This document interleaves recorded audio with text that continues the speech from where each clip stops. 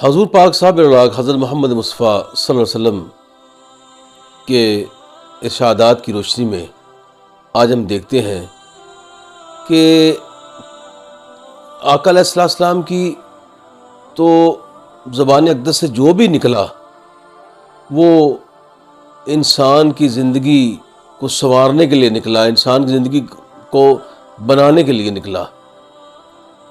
آقا نے ارشاد فرمایا کہ اللہ سے دعا کرتے رہو، اور دعا کے بغیر تقدیر کو کوئی چیز بدل نہیں سکتی۔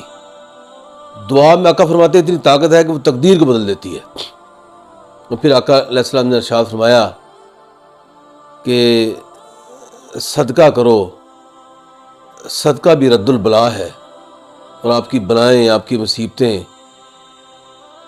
صدقے سے ٹل جاتی ہیں۔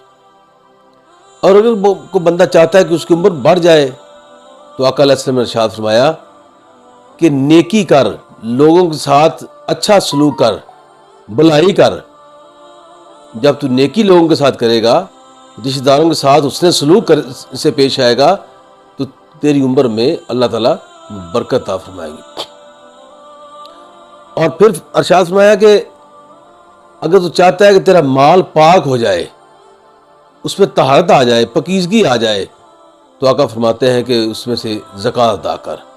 زکوٰۃ دے گا تیرا مال پاک ہو جائے گا، اللہ کے ہاں بھی منظور ہوگا، اور اللہ اس میں تیرے مال میں برکت پیدا فرمائیں گے۔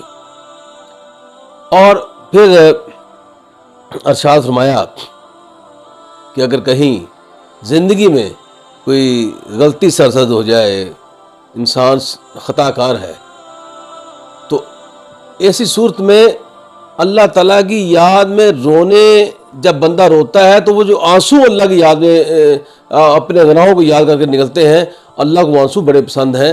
اور تنہائی میں تیرے جو آنسو، جو اللہ کے خوف سے تیرے گناہوں کو یاد کر کے جو تو روتا ہے، وہ اللہ کو پسند ہے۔ اس کے صدقے اللہ تیرے گناہوں کو معاف کرتا ہے، اور وہ تیری خطائیں اللہ تعالیٰ اس سے معاف فرما دیتا ہے، اور وہ آنسو تیرے اللہ کے ہاں پسندیدہ آنسو ہیں۔ سبحان اللہ! یہ ارشادات زندگی میں کام آنے والے ہیں۔ ہمیں نیکی بھی کرتے رہنا چاہیے، صدقہ بھی کرتے رہنا چاہیے، دعا کا ہتھیار جو ہے یہ اس کو کبھی بھی اپنے ہاتھ سے نہ جانے دیں، اور زکوٰۃ بھی ادا کریں۔ اور کبھی آقا علیہ السلام کو فرمان سنیں تو اس کو آگے پہنچا دیں۔ آقا فرماتے ہیں جس نے میرے پیغام کو آگے پہنچایا، میری حدیث کو آگے سنایا، اللہ تعالیٰ اس کے چہرے کو تر و تازہ رکھے۔ سبحان اللہ! آقا کا فرمان تر و تازہ رکھے اس کے چہرے کو، تو کتنا اچھا فرمان ہے۔ کبھی یہ اچھی باتیں آپ آگے بھی پھیلائیں۔